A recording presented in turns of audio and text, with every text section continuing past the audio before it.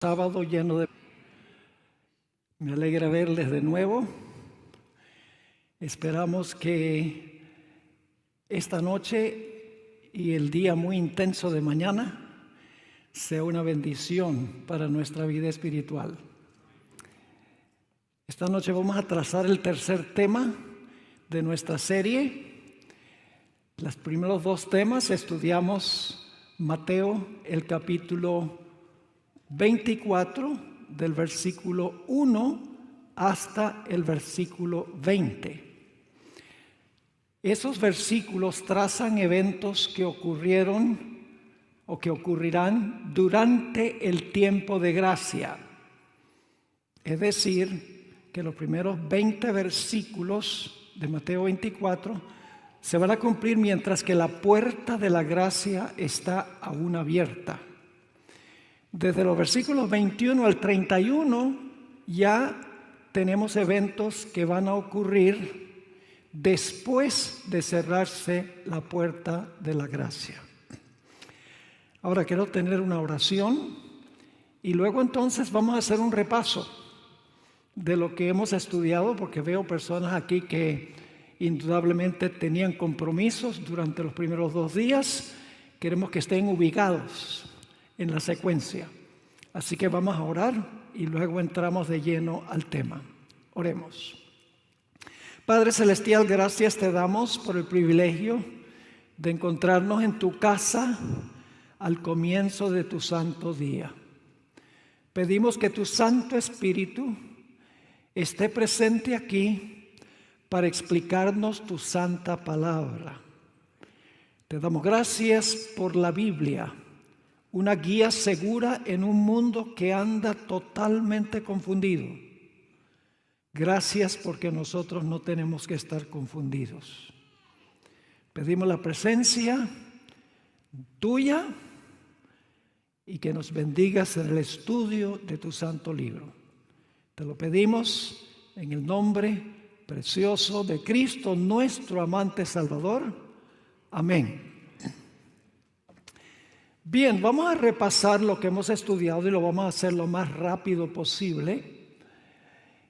En primer lugar, Mateo, el capítulo 24 y el versículo 4 nos dice hacia quiénes están dirigidas las palabras de Mateo 24.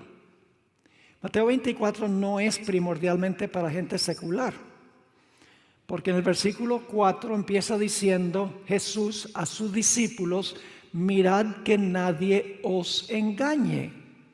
Le está hablando a sus discípulos, le dice que no sean engañados ustedes. Luego en el versículo 5 dice que se van a levantar falsos cristos, personas que profesan ser Cristo.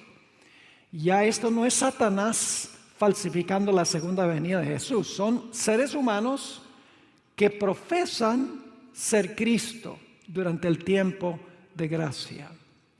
Y luego en el versículo 6 y el versículo 7 tenemos la descripción del desmoronamiento de la sociedad y la naturaleza. Guerras, rumores de guerras, nación contra nación, reino contra reino, pestilencias, hambres, terremotos y alborotos en la sociedad. Es decir, la sociedad y la naturaleza se desquician. Pero nos dice Jesús en el versículo 8 que estas cosas son tan solo principio de dolores. Y la sierva del Señor nos dice que estos desastres serán cada vez más frecuentes y cada vez más desastrosos. Es decir, no hemos visto nada comparado con lo que va a pasar con la naturaleza en el futuro y la intranquilidad social que habrá. Ahora, ¿quién causa todas estas cosas? Satanás. ¿Con qué objetivo? El versículo 9 nos dice cuál es su objetivo. Causa todas estas cosas porque finalmente quiere echarle la culpa a ¿quiénes? En el versículo 9 dice: entonces tendréis tribulación, sin calificativo. y seréis odiados de todas las naciones. Y algunos morirán durante este periodo. Eso está en el versículo 9. Es lo que conocemos como el tiempo de angustia previo al gran tiempo de angustia en el versículo 21. Por eso decimos el tiempo de angustia previo, porque es un corto tiempo de angustia mientras la puerta de la gracia está abierta, seguido luego por un gran tiempo de angustia después que se cierra la puerta de la gracia en el versículo 21. Ahora, ¿quiénes van a traicionar a los fieles de Dios durante este tiempo de angustia previo? Pensaríamos que la gente del mundo, la gente secular. Pero el Señor Jesucristo dijo que familiares y amigos traicionarán a los fieles. Padres a hijos, hijos a padres. Entregarán, inclusive dice la Biblia, entregarán a los fieles a muerte. La gente dice, eso nunca puede pasar. La hermana White dice que el corazón del hombre puede ser muy cruel cuando no tiene la influencia del Espíritu Santo. Habrá mártires durante este periodo, según Lucas 21 y el versículo 16. ¿Y qué tendrán que hacer los fieles cuando venga esta tribulación? Salir corriendo, ¿verdad? No. ¿Qué tendrán que hacer los fieles? Tendrán que dar testimonio, no solamente de casa en casa, sino testimonio ante quiénes, ante reyes, gobernantes, legislaturas, jueces, los grandes de la tierra. Los fieles de Dios tendrán que testificar en este tiempo. Ese no es el momento de huir, sino de testificar. Ahora, ¿quién va a dar el poder para proclamar el mensaje? Ya, todo esto está en la Biblia, hermanos y hermanas. La hermana White nos da todos estos detalles, pero ella los está sustrayendo de aquí, de Mateo 24, Marcos 13 y Lucas 21. El Espíritu Santo le dará palabra al pueblo de Dios para hablar, es decir, para proclamar el fuerte clamor. El fuerte clamor se predica con el poder de la lluvia tardía durante este pequeño tiempo de angustia. Y cuando venga la persecución, ¿qué va a pasar con la mayoría de los que están en la iglesia? El versículo 10 dice que van a tropezar, que significa que van a apostatar. Van a abandonar la fe, porque no van a estar dispuestos de sufrir persecución, porque el versículo 9 habla de persecución, versículo 10 dice, cuando venga eso, muchos tropezarán, muchos apostatarán, y se van a levantar falsos profetas durante ese tiempo. Y la sierva de Dios, en el capítulo que se titula El mensaje final de Dios en el conflicto de los siglos, dice que los falsos profetas son los que dicen paz, paz, con tal que podamos deshacernos con esta gente. Como decían con Elías, las cosas van a andar bien. Esos son los falsos profetas. Y no solamente serán falsos profetas de otras iglesias, cuando los miembros van a preguntarles si es verdad el asunto del sábado, sino dentro de la iglesia adventista, muchos saldrán. Y la sierva de Dios dice que se convertirán en los peores enemigos de sus hermanos y sus hermanas de antaño. Y el pueblo de Dios tendrá que predicar el evangelio durante este tiempo. El evangelio que predicaron los apóstoles, pero en un nuevo contexto. En el contexto del mensaje del primer ángel. A toda nación, tribu, lengua y pueblo. El mensaje del primer ángel habla de predicar el evangelio, pero luego dice que el mensaje es temed a Dios y darle gloria porque la hora de su juicio ha llegado. Los apóstoles no pudieron predicar que la hora del juicio había llegado. Pablo no predicó eso. Pablo dijo que algún día Dios iba a juzgar el mundo por aquel varón, dice en Hechos el capítulo 17. Lutero no predicó ese mensaje del evangelio en el contexto del juicio, porque el juicio comenzó en 1844. Es decir, la predicación del evangelio en el versículo 14 nos dice de dónde va a salir el mensaje, de los mensajes de los 3 ángeles. Y luego entonces lo que estudiamos anoche, la abominación desoladora, que es la señal que va a dividir al mundo en 2 grupos. Los que hacen caso a la señal y huyen, y los que ignoran la señal y perecen. ¿Y cuál es esa abominación? Lo trazamos en detalle anoche. Esa abominación que el pueblo de Dios va a poder ver es ¿qué cosa? La ley dominical. Y esa abominación va a llevar ¿a qué? A la desolación. Por eso se llama abominación desoladora, porque la abominación de la ley dominical va a llevar a la desolación de los Estados Unidos. Por eso el hermano White escribió en el libro Maranata, una matutina para julio 27, escribió: los habitantes de los Estados Unidos han sido un pueblo favorecido, pero el día que restrinjan la libertad religiosa, renuncien el protestantismo y apoyen al papado,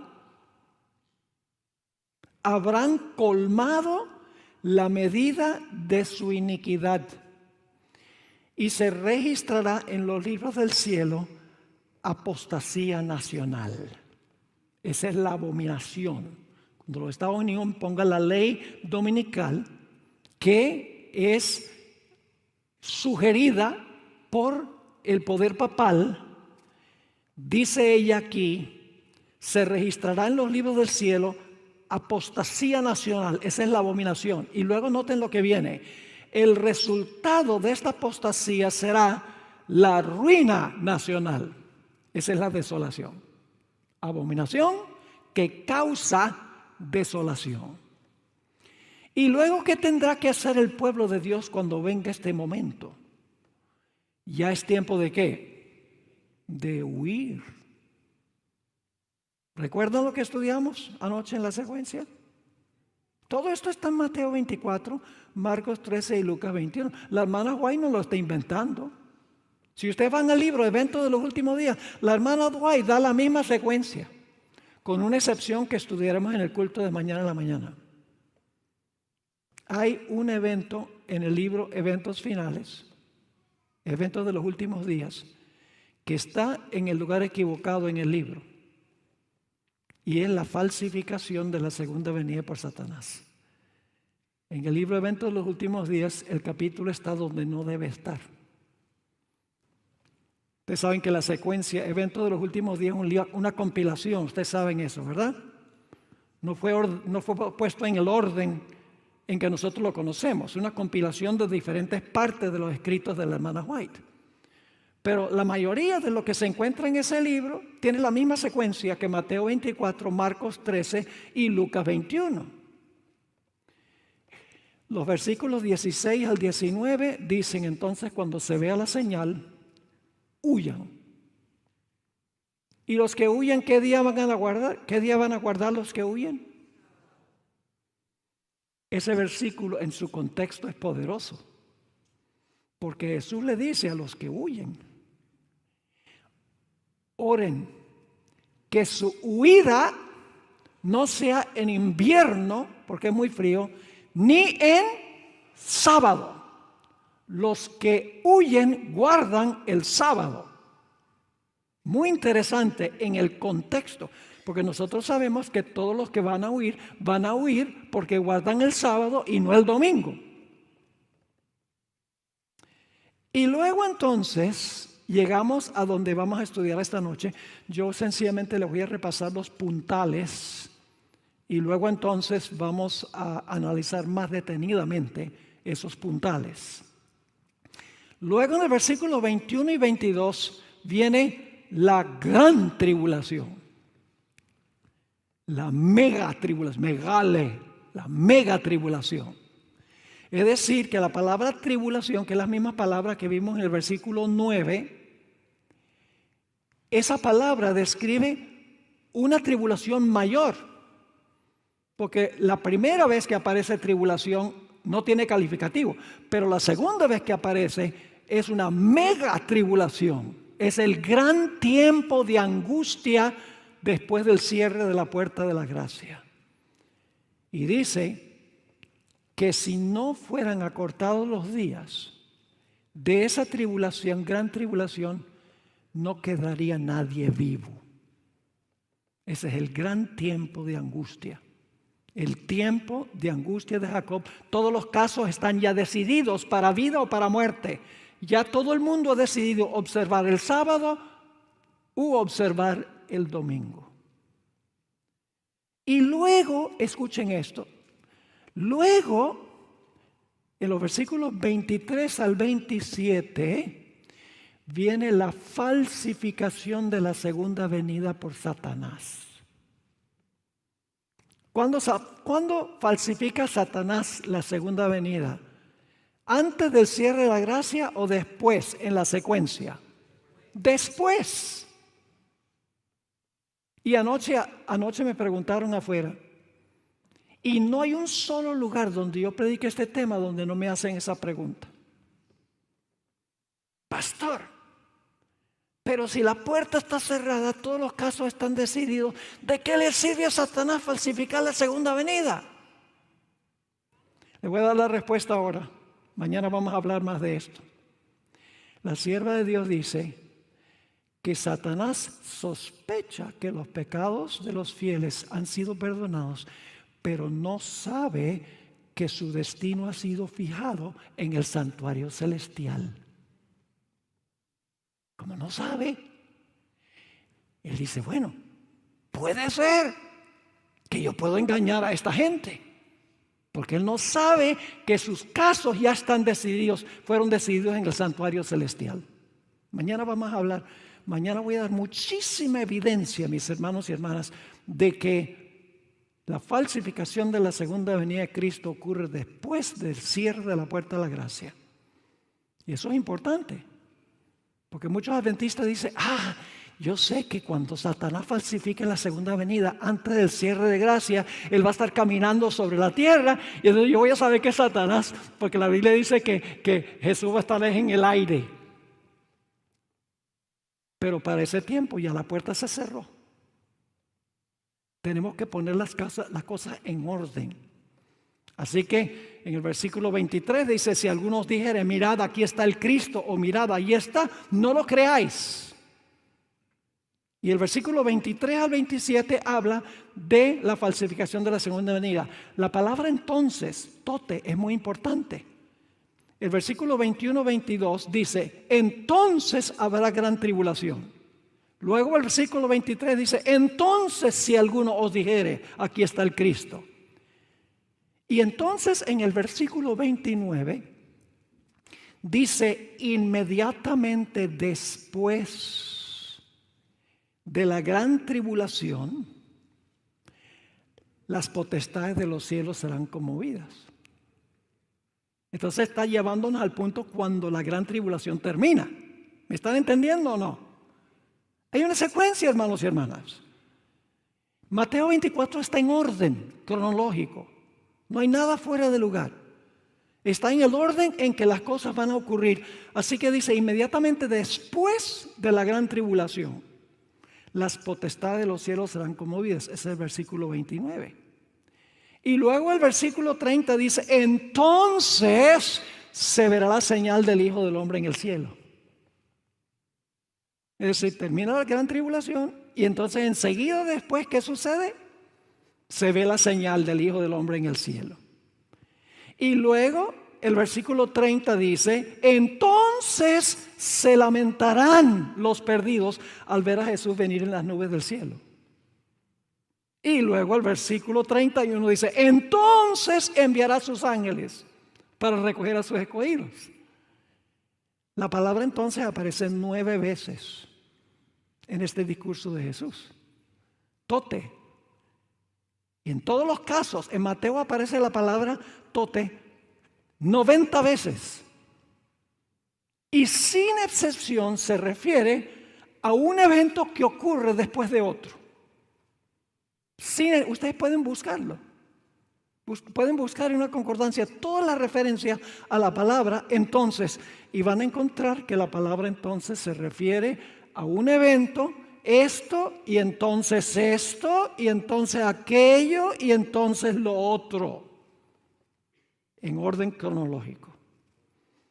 Ahora vamos a leer en cuanto a la gran tribulación. Ahora vamos a desmenuzar los versículos 21 al 31. Vamos a Mateo 24, 21 y 22. ¿Tiene la secuencia clara? ¿Está clara la secuencia? Bueno, hay dos que les quedó clara. Mateo 24, 21 y 22. Porque habrá entonces, gran tribulación. Y ahora escuchen qué dice. Cual no la ha habido desde el principio del mundo hasta ahora, ni la habrá. El peor tiempo de angustia de la historia. Y luego dice, y si aquellos días no fuesen acortados, nadie sería salvo. Es decir, nadie sobreviviría. Mas por causa de ¿quiénes? De los escogidos, aquellos días serán acortados. Ahora hay un versículo afín a este. Y yo creo que aquellos que están versados en la Escritura saben cuál es el versículo que es muy semejante a este, tiene los mismos elementos. Daniel 12:1. Dice en Daniel 12, guarden su lugar ahí en Mateo 24 porque vamos a volver. Daniel 12:1 dice, en aquel tiempo se levantará Miguel. ¿Quién es Miguel? ¿Quién es Miguel? Miguel es un nombre para Jesús. Significa ¿quién es como Dios? ¿Qué significa que se va a levantar Miguel? Mañana vamos a hablar un poco más de eso. El levantamiento de Miguel es el momento cuando se cierra la puerta de la gracia. Cuando Cristo toma posesión de su reino. Usted dice, ¿cómo que toma su posesión de su reino? No puede ser la segunda venida, no. Jesús recibe el reino en el cielo antes de tomar posesión en la tierra. Yo pregunto, ¿qué es el reino de Jesús? Generalmente pensamos del reino en términos geográficos. Por ejemplo, el Reino Unido. En todos los países allá, Inglaterra, Irlanda, Escocia, Gales. Generalmente pensamos del reino como territorio. Pero en la Biblia el reino se compone de la gente que pertenece a Cristo. Ese es el reino, las personas. Ahora, ¿cómo determina Jesús quiénes son miembros de su reino? En el juicio investigador antes de la segunda venida. Ahí Él determina quién es un verdadero creyente, quién pertenece a su reino. Y cuando dice aquí, entonces se levantará Miguel, está hablando del momento cuando Cristo comienza a reinar sobre su reino, porque su reino está completo, ya se ha demostrado quiénes son miembros de su reino. Es la misma palabra que aparece en Daniel 11, 2 y 3, donde dice, de aquí en adelante se levantarán 3 reyes en Persia. ¿Qué significa eso? Que se iban a levantar 3 reyes en Persia. Significa que 3 reyes iban ¿a qué? A gobernar o a reinar. Es decir, cuando se levanta Miguel, que es Jesús, significa que se cierra la puerta de la gracia. Ya no hay oportunidad de salvación, porque ya se ha demostrado en el juicio investigador, todos los que son miembros del reino de Cristo, su reino está completo. Pero Jesús todavía no ha venido empíricamente a tomar el reino, a gobernar aquí. Legalmente en el juicio ha recibido el reino. Ahora, noten lo que viene después que se levanta Miguel. En aquel tiempo se levantará Miguel, el gran príncipe que está de parte de los hijos de tu pueblo. ¿Por qué estaría de parte de los hijos del pueblo? ¿Qué quieren hacer los impíos con el pueblo de Dios en este momento? Quieren acabar con ellos. Entonces se levanta Miguel, cierra la puerta de la gracia y ahora se convierte ¿en qué? En el defensor de su pueblo. Y luego dice, ¿y será qué cosa? Tiempo de angustia. ¿Esa es la misma gran tribulación de Mateo 24, 21? Sí. Y será tiempo de angustia. Y ahora fíjense la similitud con Mateo 24, cual nunca fue desde que hubo gente hasta entonces. ¿Suena eso como Mateo 24 y el versículo 21? Sí. Pero ¿qué va a pasar con el pueblo de Dios? Ese tiempo es acortado para salvar ¿a quiénes? A los escogidos, según Mateo 24.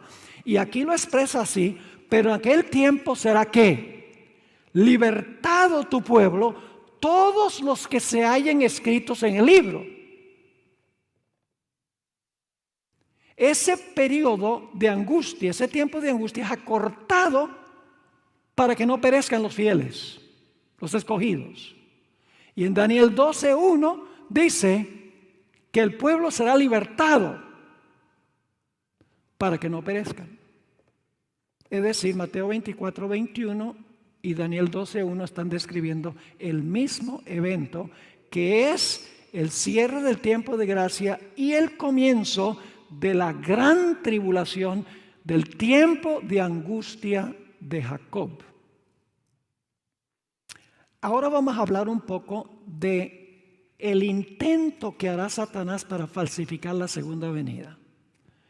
Se encuentra en Mateo el capítulo 24 y el versículo 23 al 27. ¿Cómo empieza el versículo 23? ¿Con qué palabra comienza? Tote. Entonces, yo pregunto, ¿la falsificación de la segunda venida es durante la gran tribulación, sí o no? ¿Sí o no? Sí. Porque en el versículo 21 dice, entonces habrá gran tribulación, y en el versículo 23 dice, entonces, si alguno os dijere, mirad, aquí está el Cristo, o mirad, ahí está, no lo creáis. Porque se levantarán falsos cristos y falsos profetas y harán grandes señales y prodigios de tal manera que engañarán, si fuere posible, ¿a quiénes? ¿A quién quiere engañar Satanás con la falsificación de la segunda venida? ¿A los mundanos o a los escogidos? Su enfoque no es el mundo. Ya para este momento el mundo está completamente engañado. Porque la puerta de la gracia se cerró. Ya son cautivos de Satanás. Su enfoque es el grupo que no ha podido vencer. Lo dice clarito aquí. De tal manera que engañarán, si fuere posible, a uno de los escogidos. Y luego Jesús dice, ya os lo he dicho antes. ¿A quién le está advirtiendo Jesús? ¿A los mundanos? No, a sus seguidores. Ya os lo he dicho antes. Así que si os dijeren, nuevamente está hablando con sus seguidores, con sus discípulos. Así que si os dijeren, mirad, está en el desierto, no salgáis. O mirad, está en los aposentos, no lo creáis. O está en CNN. Eso lo agrego yo. O en Fox News. O en MSNBC. ¿Qué debemos hacer? No lo creáis. Porque como el relámpago que sale del oriente y se muestra hasta el occidente, así será también la venida del Hijo del Hombre. ¿Cuándo es que Satanás va a intentar falsificar la segunda venida?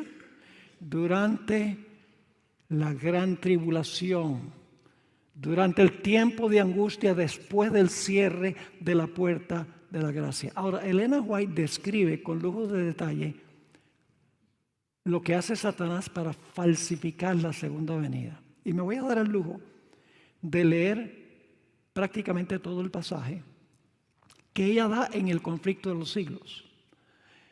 Y recuerden esto porque mañana vamos a volver otra vez a este pasaje, porque esta descripción que se da de la falsificación de la segunda venida por Satanás aparece en 3 lugares de los escritos de la hermana White. Aparece en el tomo 4 de la serie Espíritu de Profecía. Esos libros, hasta donde yo sepa, no han sido traducidos al español. Aparece en el pasaje que voy a leer ahora en el conflicto de los siglos. Básicamente dice, en Espíritu de Profecía tomo 4 y el conflicto de los siglos, la descripción es prácticamente idéntica. Y luego, mañana vamos a hablar de otro lugar donde aparece la descripción de la falsificación, y es el manuscrito 16 de 1884. Eso sí tiene muchos detalles que no contienen Espíritu, Profecía, toma 4 y el conflicto de los siglos. Y vamos a dedicar un tiempo a eso.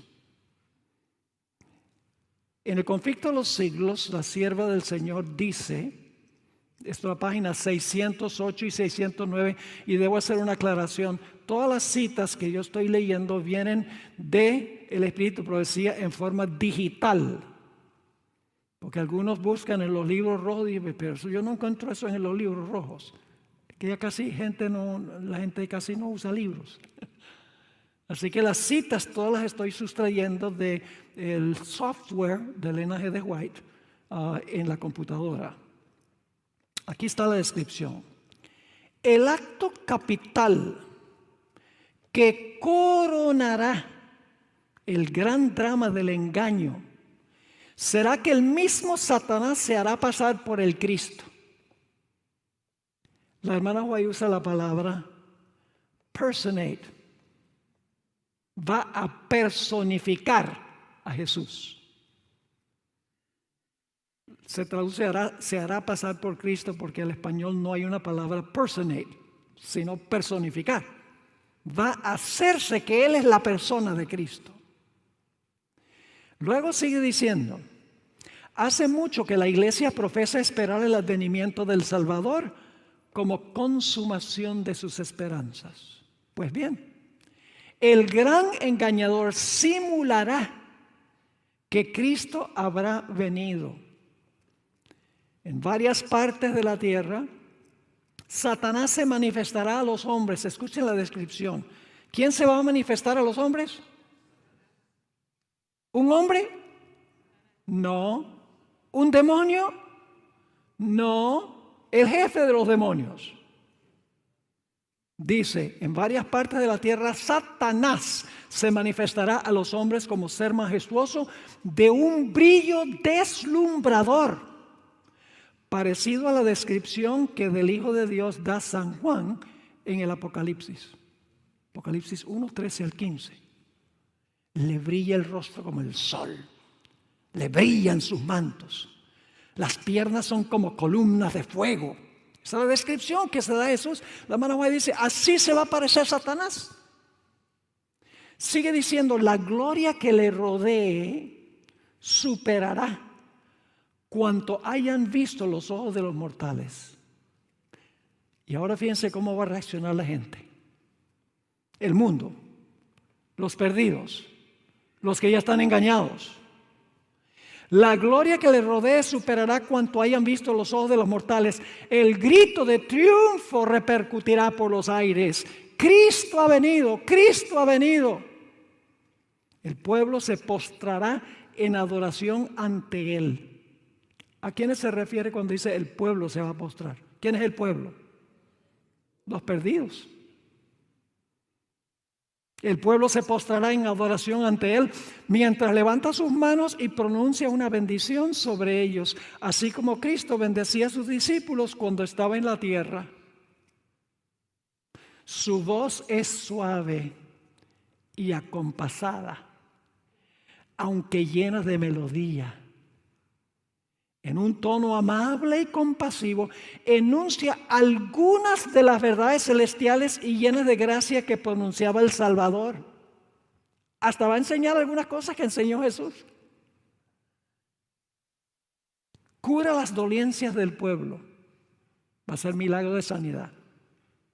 Y luego, en su fementido carácter de Cristo, asegura haber mudado el día de reposo del sábado al domingo. Y manda a todos que santifiquen el día bendecido por Él. Declara que aquellos que persisten en santificar el séptimo día blasfeman su nombre porque se niegan a oír a sus ángeles que les fueron enviados con la luz de la verdad. Es el engaño más poderoso y resulta casi irresistible. Los traductores lucharon de cómo traducir como está en inglés. En la traducción dice, es el engaño más poderoso y resulta casi irresistible. Le voy a decir cómo dicen en inglés. En inglés dice, the almost overmastering delusion. Casi engaña inclusive a los escogidos, aunque no los va a engañar. Y usted dice, ¿cómo sabemos que los escogidos no van a ser engañados? Si dice, engañará si fuere posible a los escogidos. Ahora, si dice, si fuere posible, ¿acaso no es posible? Es un razonamiento humano. Los escogidos, ninguno será engañado. ¿Saben por qué? Porque cuando llegamos al versículo 31, dice que cuando Jesús venga, va a recoger a los escogidos. Pues si los va a recoger, no apostataron. Sigue diciendo. Ahora va a hablar del pueblo de Dios. Pero el pueblo de Dios no se extraviará. Por dos razones. Primero, las enseñanzas del falso Cristo no están de acuerdo con las Sagradas Escrituras. Su bendición va dirigida a los que adoran a la bestia y su imagen. Precisamente aquellos sobre quienes dice la Biblia que la ira de Dios será derramada sin mezcla. Está bendiciendo a los que la Biblia dice que sobre ellos van a caer las plagas.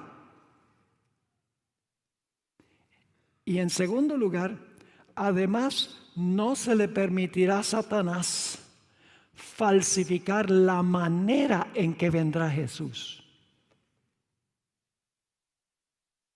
En primer lugar, sus enseñanzas no cuadran con las Escrituras. La Biblia dice el sábado y él va a estar diciendo ¿qué cosa? El domingo. Y en segundo lugar, Satanás va a estar caminando sobre la tierra, ¿sí o no? No todos los ojos lo van a ver al mismo tiempo. Va a aparecerse allá en el desierto, allá en los aposentos, va a aparecer tal vez aún las cámaras de televisión lo van a mostrar. Esa es mi propia opinión.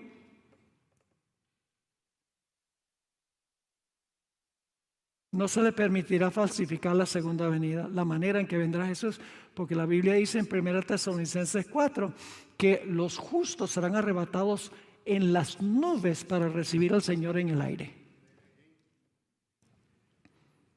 Así que dice, además no se le permitirá a Satanás contrahacer o falsificar la manera en que vendrá Jesús. El Salvador previno a su pueblo. ¿A quiénes?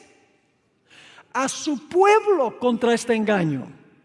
Y predijo claramente cómo será su segundo advenimiento. Y ahora, ¿a que no adivinan qué versículos va a dar la hermana White? Aquí está. Porque se levantarán falsos cristos y falsos profetas, y darán señales grandes y prodigios, de tal manera que engañarán, si es posible, a uno de los escogidos. Así que si os dijeren, he aquí en el desierto está, no salgáis, he aquí en las cámaras, no creáis, porque como el relámpago que sale del oriente y se muestra hasta el occidente, así será también la venida del hombre, del Hijo del Hombre. ¿De dónde está sacando la hermana White la descripción que ella da? De Mateo 24. Y luego termina la cita diciendo, todos, no se puede remedar semejante aparición. todos la conocerán y el mundo entero la presenciará. ¿Está claro? ¿Cuándo falsifica Satanás la segunda venida? ¿O trata de falsificar? Después del cierre de la gracia, durante la gran tribulación. Ahora, yo le mencioné que la hermana White, me voy a adelantar un poquito algo que voy a presentar mañana. Mañana voy a presentar muchísima más evidencia de cuándo es que Satanás va a falsificar la segunda venida. Supongamos que Satanás ya sabe que todos los casos están decididos. Supongamos por un momento que él sabe cuál grupo ya está sellado. Entonces, ¿para qué va a falsificar la segunda venida si él ya sabe? Porque el diablo es el diablo. Le voy a dar ahora un ejemplo. ¿Ustedes creen que Satanás sabe que después del milenio él no va a poder conquistar la ciudad?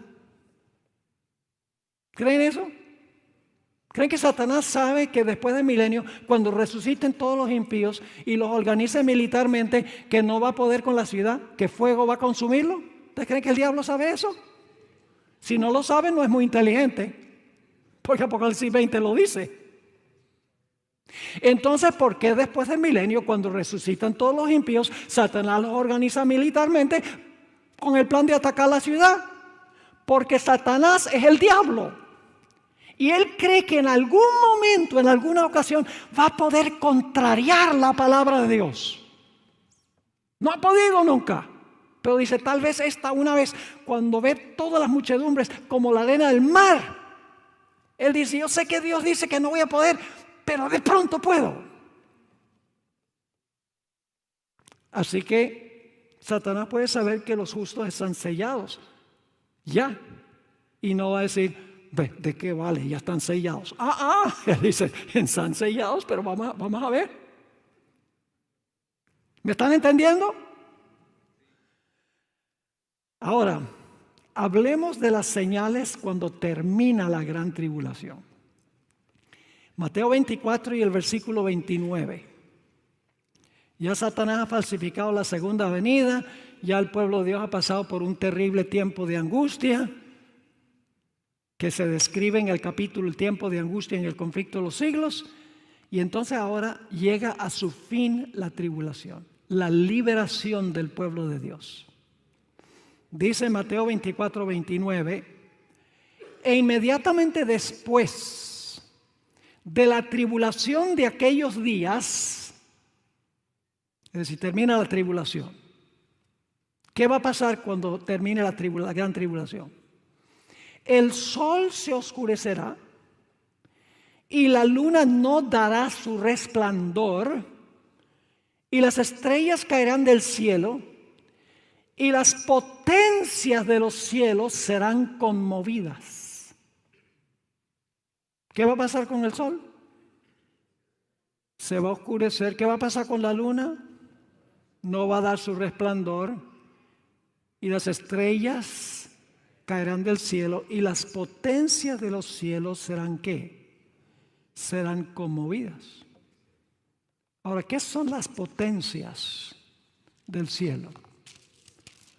Pues las potencias que gobiernan en el cielo son el sol, la luna y las estrellas.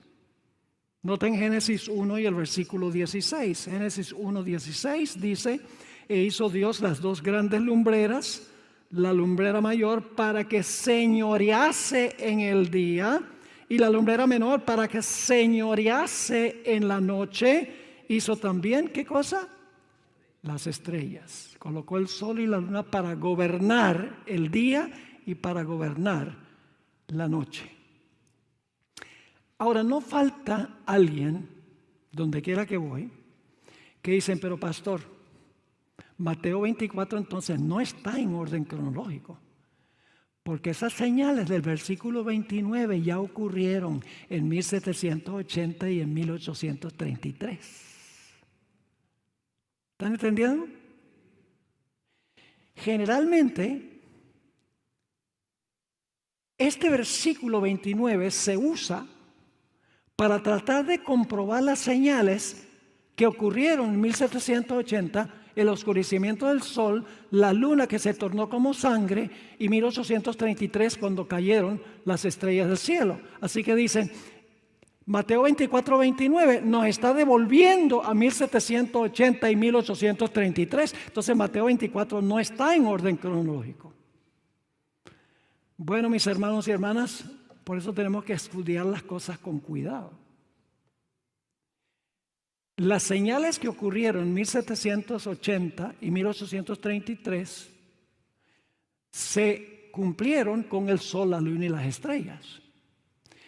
Pero esas señales se van a cumplir a escala mayor cuando termine la gran tribulación. Es decir, hay dos grupos de señales en el sol, la luna y las estrellas.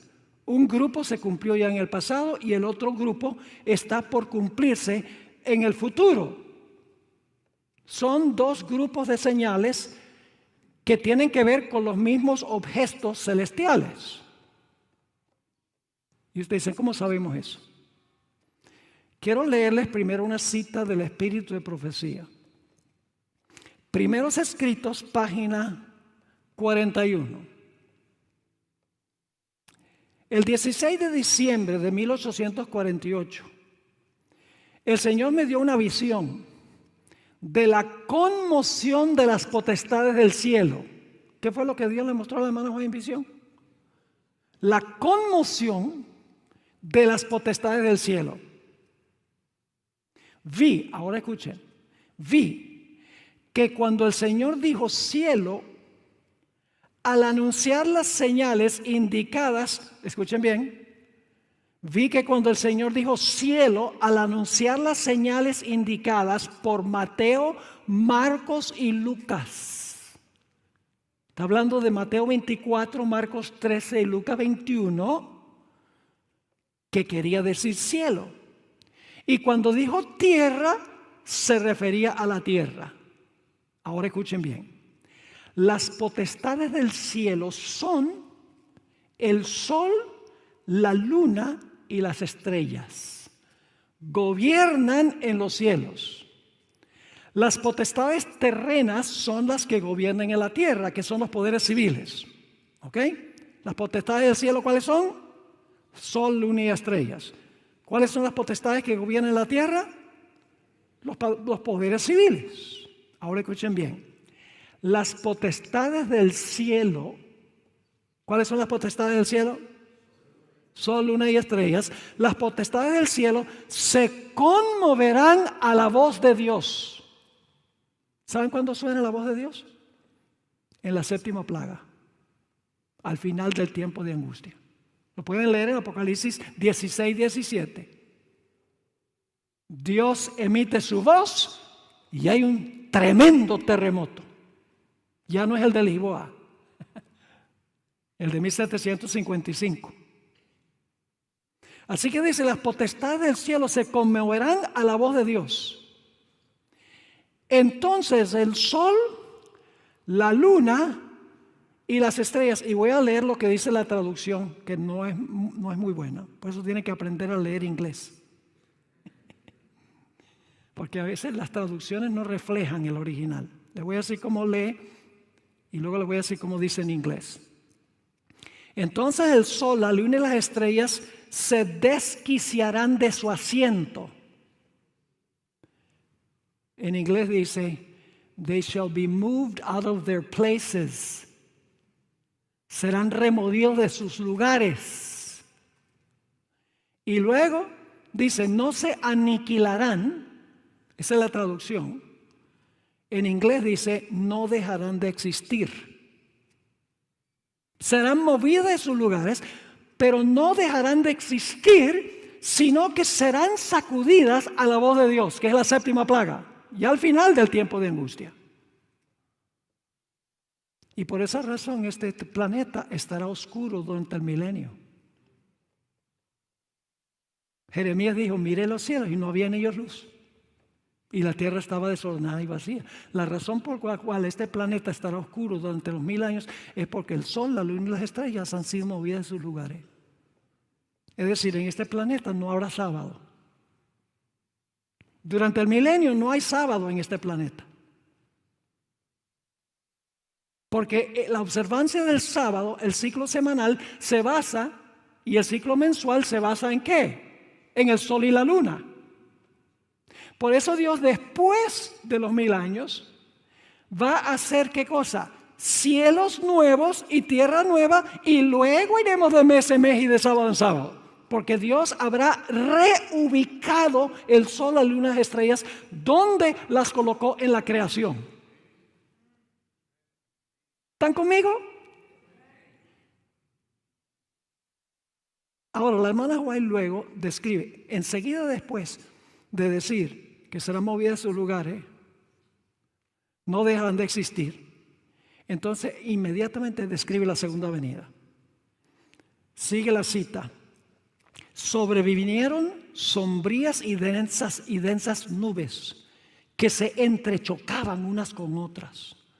La atmósfera se partió, enrollándose hacia atrás. Es una referencia a Apocalipsis 6:14.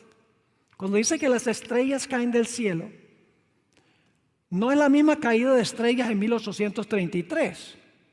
En 1833 los cielos se alumbraron con la caída de las estrellas. Cuando el cielo se enrolla como un libro, como un pergamino, pareciera que las estrellas desaparecieron, que las estrellas cayeron, porque ya no se ven. Así que sigue diciendo, sobrevinieron sombrías y densas nubes que se entrechocaban unas con las otras. La atmósfera se partió, enrollándose hacia atrás, el lenguaje de Apocalipsis 6:14. Y entonces pudimos ver en Orión un espacio abierto de donde salió la voz de Dios. Séptima plaga. Por aquel espacio abierto descenderá la santa ciudad de Dios después del milenio. Y luego, en la misma cita, la hermana White ahora procede a hablar de las señales que ocurren en la tierra. Escribió lo siguiente: vi que ahora, en su época, vi que ahora se están conmoviendo las potestades de la tierra y que los acontecimientos ocurren en orden. Y luego fíjense, ella está regresando a Mateo el capítulo 24 y versículos 6 y 7. Porque ahora va a decir, ahora yo voy a ir hacia atrás y le voy a describir lo que está pasando en la tierra antes de lo que suceda con el sol, la luna y las estrellas. Así que dice, y vi que ahora se están conmoviendo las potestades de la tierra y que los acontecimientos ocurren en orden. Guerras, rumores de guerra, espada, hambre y pestilencia. ¿A qué se está refiriendo ella allí? A Mateo 24, 6 y 7. Así que dice, guerras, rumores de guerra, espada, hambre y pestilencia, conmueve primero las potestades de la tierra. Y después, ahora nos lleva otra vez a lo que va a ocurrir con el sol, la luna y las estrellas en la séptima plaga. Y después la voz de Dios sacudirá el sol, la luna, las estrellas y también la tierra. Y yo pregunto, ¿está fuera de orden Mateo 24, 29? Son otras señales distintas a las primeras. Saben que la hermana White entendía que había dos grupos de señales. Unas que anunciaban la pronta venida de Jesús y las otras que anunciaban el fin de la gran tribulación. Voy a leer una cita en el Conflicto de los Siglos, página 305. Y esto hay que leerlo con cuidado. Cuando leemos las citas de la hermana White tenemos que mirar el orden de palabras, la sintaxis, las palabras que usa. Hay que leer con tanto cuidado el espíritu de profecía como leemos la Biblia. Ahora fíjense esta cita, Conflicto de los Siglos 305. No solo predecían las profecías, ¿cómo ha de producirse la venida de Cristo? Y el objeto de ella, ¿Qué es lo que apuntan las profecías? Las profecías no solo predicen cómo va a venir Jesús y la razón por la cual va a venir, sino también, es decir, las profecías apuntan hacia algo más, ¿verdad? No solamente cómo ha de venir Jesús y por qué va a venir Jesús, sino también las señales que iban a anunciar a los hombres cuando se acercaría ese acontecimiento. ¿Qué dos cosas indicaban las profecías? ¿Cómo va a venir Jesús y por qué? ¿Y qué más anunciaban? Las señales que iban a anunciar que estaba cerca. Las profecías anunciaban dos cosas, en otras palabras: el cómo y el por qué, y las señales de que la venida estaba cerca. Ahora, fíjense, ahora la hermana White va a hablar sobre el punto de las señales que indican cómo vendrá Jesús y por qué.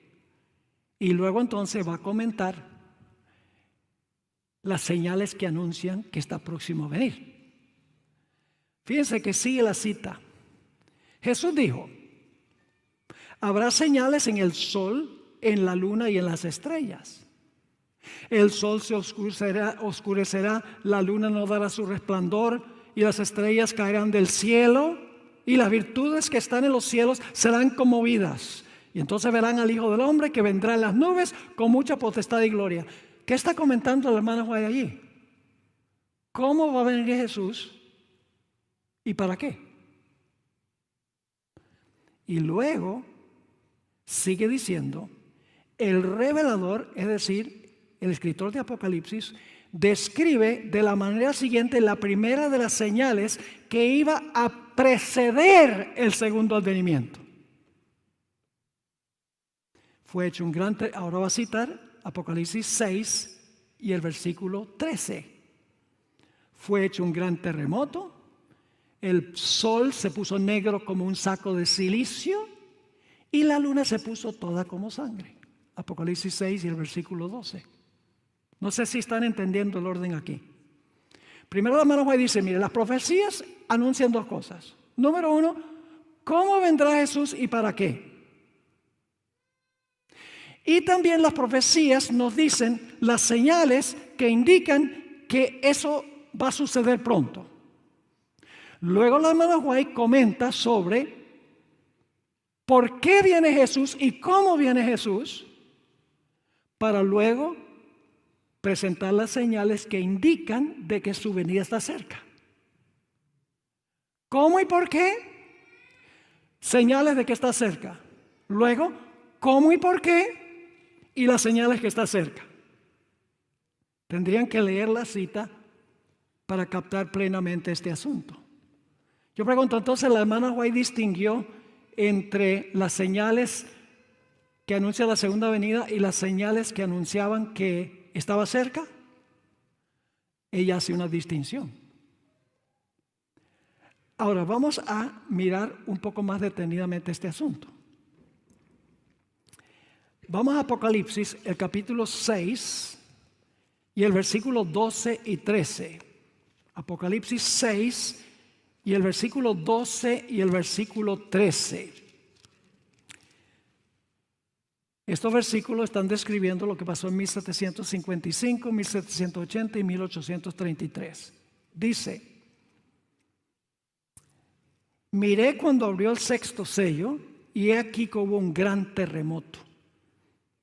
Y el sol se puso negro como tela de silicio y la luna se volvió toda como sangre. Yo pregunto, ¿esa es la misma señal con la luna que ocurrirá cuando Cristo venga? ¿Cuál es la diferencia? La diferencia es que en Mateo 24 dice que la luna no dará su resplandor, mientras que aquí dice que la luna se iba a ver como ¿qué? sangre. Hay una diferencia. Y las estrellas del cielo cayeron sobre la tierra como la higuera deja caer sus higos cuando es sacudida por un fuerte viento. Y déjenme decirles que los que presenciaron la caída de las estrellas en 1833, el cielo se iluminó. No se oscureció el cielo, sino que el cielo se iluminó. Ahora, ¿saben de dónde viene este lenguaje? De Joel 2:31. Joel 2 y el versículo 31. Dice: y daré prodigios en el cielo y en la tierra, sangre y fuego y columnas de humo. El sol se convertirá en tinieblas y la luna en sangre. Ahora viene una palabra importante. Antes que venga el día grande y espantoso de Jehová. ¿Captaron o no captaron? ¿Cuándo es que el sol se oscurece y la luna se torna como sangre? ¿En la segunda venida o antes de la segunda venida? Antes. Hay dos diferencias entre las señales de Apocalipsis 6, 12 y 13 y las señales de Mateo capítulo 24 y el versículo 29. En primer lugar, las señales de Apocalipsis 6, 12 y 13 ocurren antes del día grande y terrible de Jehová. Y en segundo lugar, el sol y la luna se oscurecen, mientras que en relación con la segunda venida, las señales de Mateo 24, 29, la luna se oscurece. Y vamos a encontrar en un momento que las estrellas retraen su resplandor. Ahora, ¿saben que hay otros pasajes de la Biblia que hablan del oscurecimiento del sol y el oscurecimiento de la luna y el hecho de que las estrellas se van a oscurecer? Porque si el cielo se va a enrollar con un pergamino, cuando se enrolla el pergamino, ¿qué pasa con las estrellas? ¿No se ven? Todo está oscuro. Vamos a Joel 2 y el versículo 10 y 11. Joel 2 y el versículo 10 y 11. Inmediatamente ustedes van a ver algo interesante. Ahora, antes de allí vamos a Apocalipsis el capítulo 6, donde acabamos de leer. Apocalipsis el capítulo 6. Y vamos a leer el versículo 17. Apocalipsis 6 y el versículo 17. Vamos a leer desde el 14. Y el cielo se desvaneció como un pergamino que se enrolla. ¿Y qué pasa? Y todo monte y toda isla se removió de su lugar. Eso pasó en 1755. Yo pregunto, ¿todo monte y toda isla se removió de su lugar en 1755? No. Y los reyes de la tierra, los grandes, los ricos, los capitanes, los poderosos y todo siervo y todo libre se escondieron en las cuevas y entre las peñas de los montes, y decían a los montes y a las peñas: caed sobre nosotros y escondednos del rostro de aquel que está sentado sobre el trono y de la ira del Cordero. ¿Eso pasó en 1755? ¿Y 1780, 1833? No. Y ahora fíjense cómo termina el pasaje. Porque el gran día de su ira ha llegado. ¿Y quién podrá sostenerse en pie? Ahora sí vamos a leer Joel 2 y el versículo 10 y 11. Joel 2 está hablando de la segunda venida de Jesús. Ustedes pueden leer los primeros 10 versículos. Vamos a leer el versículo 10. Dice allí: delante de él temblará la tierra. Se estremecerán los cielos. ¿Eso es lo que dice Mateo 24, 29? ¿Sí o no? Sí. El sol y la luna ¿qué? La luna no se torna como sangre. Se oscurecerán. Y las estrellas retraerán su resplandor. ¿Están conmigo? Versículo 11. Y Jehová dará su orden delante de su ejército. Jesús viene en un caballo blanco, ¿sí o no? ¿Le siguen los ejércitos celestiales? Sí. Y Jehová dará su orden delante de su ejército, porque muy grande es su campamento. Fuerte es el que ejecuta su orden. Y ahora escuchen: Porque grande es el día de Jehová y muy terrible. ¿Quién podrá soportarlo? ¿Eso lo vimos en Apocalipsis 6? Sí, Señor, es el mismo evento.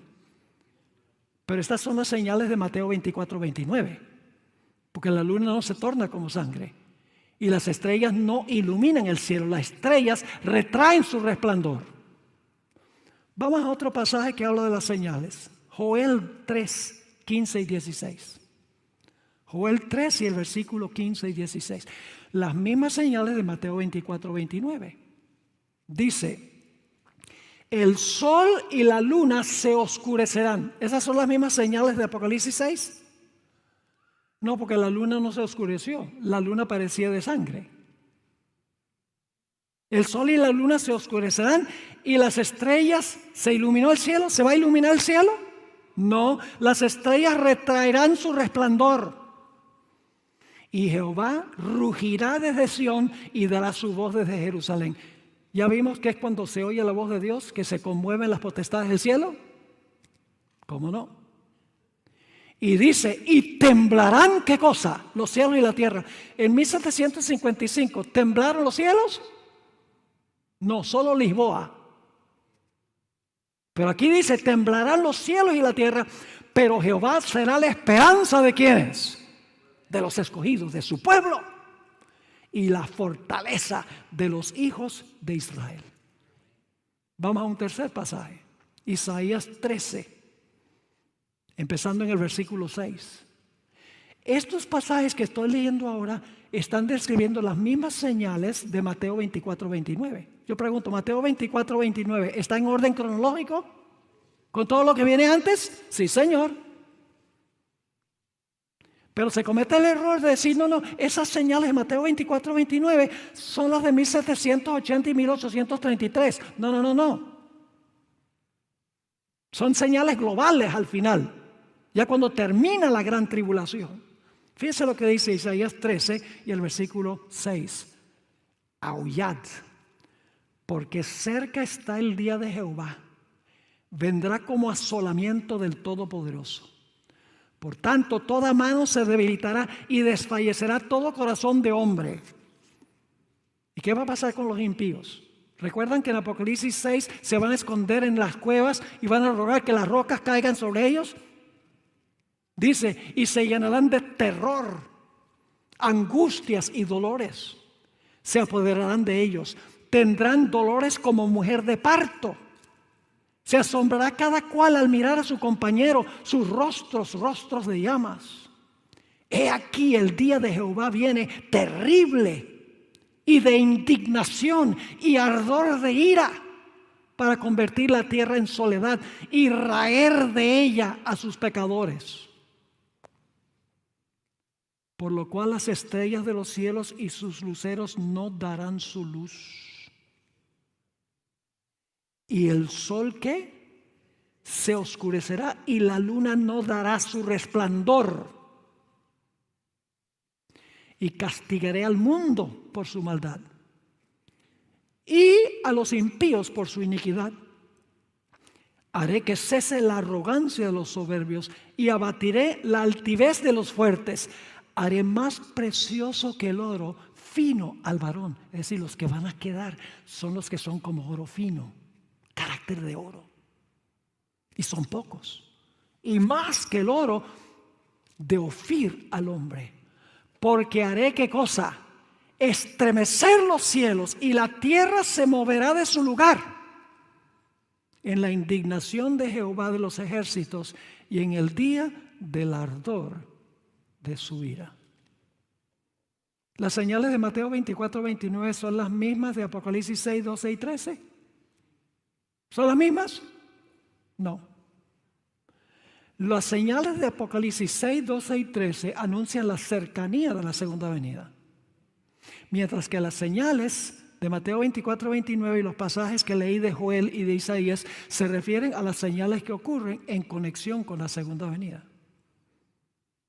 Y no falta algunas personas que lo que hacen es criticar.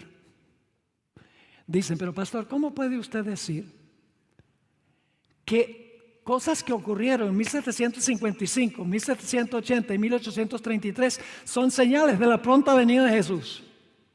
Si estamos en el año 2022.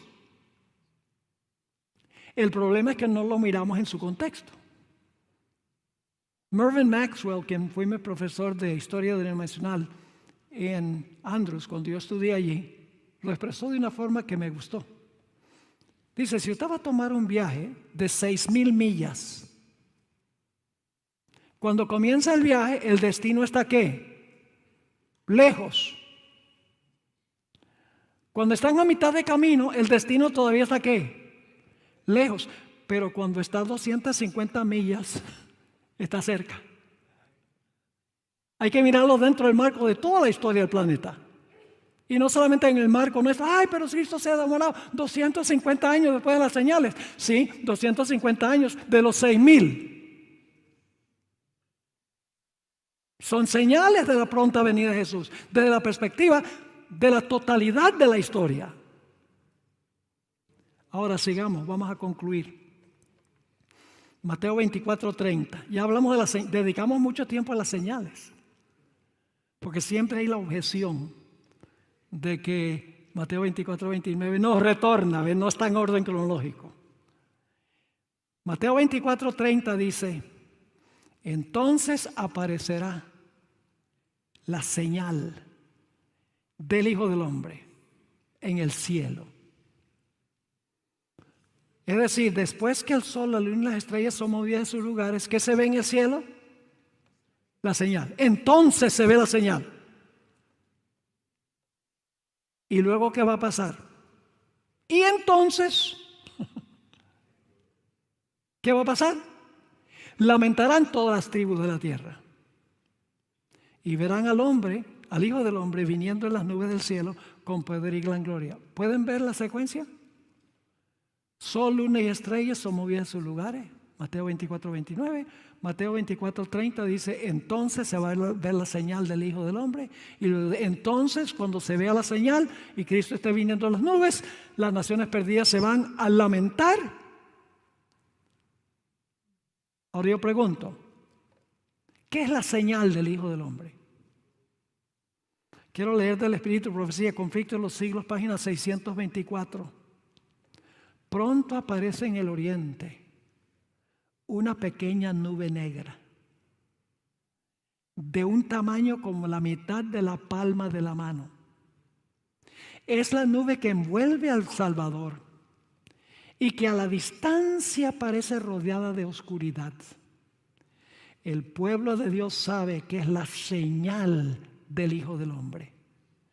En silencio solemne la contemplan mientras va acercándose a la tierra, volviéndose más luminosa y más gloriosa hasta convertirse en una gran nube blanca, cuya base es como fuego consumidor y sobre ella el arco iris del pacto.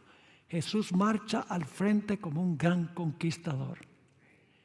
La señal del Hijo del Hombre es lo que indica que Cristo está comenzando su segunda venida. Es decir, cuando el sol, la luna y las estrellas son movidas de sus lugares, todavía no ha comenzado la segunda venida. Si tuviera tiempo les hablaría de todo lo que va a pasar entre cuando suene la séptima trompeta y ya cuando Cristo llegue y esté por encima de la tierra. No en la tierra, sino encima de la tierra. Hay varios eventos que la resurrección especial va a pasar durante ese tiempo. Los impíos se van a inclinar ante los pies de los fieles diciendo, de verdad que Dios los amaba a ustedes. Varios eventos, lo pueden leer en el capítulo La liberación del pueblo de Dios en el conflicto de los siglos.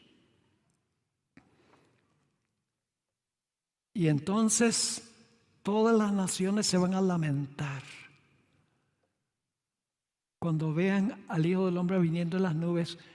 Pero por el otro lado el pueblo de Dios dirá, aquí este es nuestro Dios. Le hemos esperado y Él nos salvará.